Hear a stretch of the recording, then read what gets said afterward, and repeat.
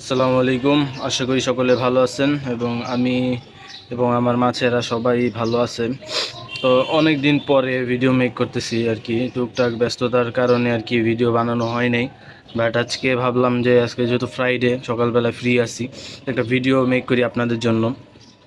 তো আমি আমার মাছের কি অবস্থা না অবস্থা আমি দেখাবো আপনাদের, এবং আমার পরবর্তী প্ল্যান কি সেই একটা সম্পর্কে আপনাদের ধারণা দিব।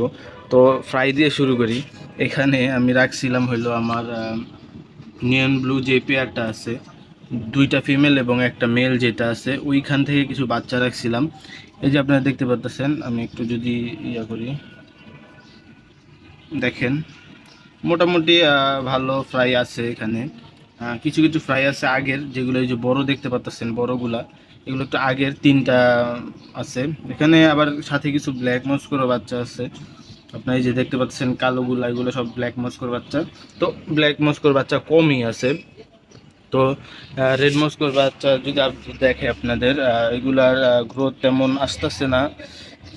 আসলে লাইভ ফুড এগুলো একটু কম দেওয়া পড়তেছে। তাও আগে থেকে একটু বড় হয়েছে। যাই হোক, তো আশা করি কিছু প্রবলেমের জন্য এখনও দিতে পারতেছি না, আশা করি শীঘ্রই দেওয়া হবে। আর এখানে আমার রেড মস্কোগুলো আছে, আমি আমার ইসের থেকে সব প্ল্যান্ট সরাই নিছি এবং একটা করে স্পঞ্জ ফিল্টার দিয়ে দিছি। এখানে দেখতে পাচ্ছেন আমার কাছে ছিল প্রায় 8টার মতো, বাট বাকিগুলো আমি সেল করে দিছি। ইনশাআল্লাহ সামনে আর কি স্টক নিয়ে আসবো। যদি আপনাদের কারো রেড মস্কো লাগে অবশ্যই কমেন্ট করে জানাবেন। এবং এখানে আছে হলো সান্টা ক্লজ ডাম্বয়ার। এই এই মেলটা একটু দেখেন, কোয়ালিটি তাহলে বুঝতে পারবেন।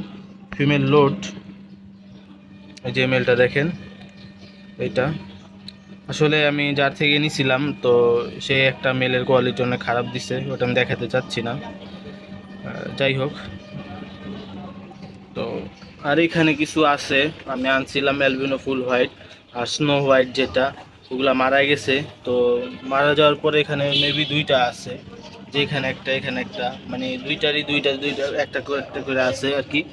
আর এইখানে হচ্ছে আমার নিয়ন ব্লুগুলা দেখতে পাচ্ছেন, মাশাআল্লাহ অনেক সুন্দর। কারো যদি লাগে এখন দিতে পারবো না, বাট এই ফ্রাইগুলো বড় হলে কিন্তু অবশ্যই দিতে পারবো। আপনারা দেখতে পারেন কালার কোয়ালিটিও কিন্তু মাশাআল্লাহ। মেলটা একটু দেখেন কত অ্যাক্টিভ, চেস করতেছে ফিমেলকে। আর এখানে আছে হলো ব্ল্যাক মস্কোর, বুকে আছে, এই যে দেখেন আমার মেলটা, ফিমেলটা এই স্পঞ্জ ফিটারের দিকেই আছে। আসলে ওরা ডিস্টার্ব না করাটাই ভালো। আর এইখানে ময়লা হয়ে পড়ে আছে, এটা এটা আমি ঠিক করে ব্ল্যাক মস্কো যে বাচ্চাগুলো, এগুলারে এই জায়গায় শিফট করে দিব। তো এই ছিল আপডেট। আর ইনশাল্লাহ সামনে ব্ল্যাক মস্কো রেড মস্কোর একটা ভালো স্টক আসতেছে, কারো যদি লাগে অবশ্যই কমেন্ট করে জানান। এবং আমি চিন্তা করতেছি যে আমার যে সান্টা ক্লজটা আছে, হ্যাঁ সান্টা ক্লজ পেয়ার দুইটা, এটা কি গিভওয়ে করে দিব। তো আপনাদের কাছে কি মনে হয় যে এই পেয়ারটা, এই দুই পেয়ার কি গিভওয়ে করে দিলে ভালো হবে নাকি? আপনারা কি চান নাকি? যদি চান তাহলে অবশ্যই কমেন্ট করে জানেন। এবং এটার জন্য কিন্তু অবশ্যই একটা টাস্ক থাকবে। আসলে টাস্ক যে কমপ্লিট করতে পারবে সেখান থেকে আর কি লটারি হবে, লটারির মাধ্যমে আর কি গিভওয়ে করে দিব।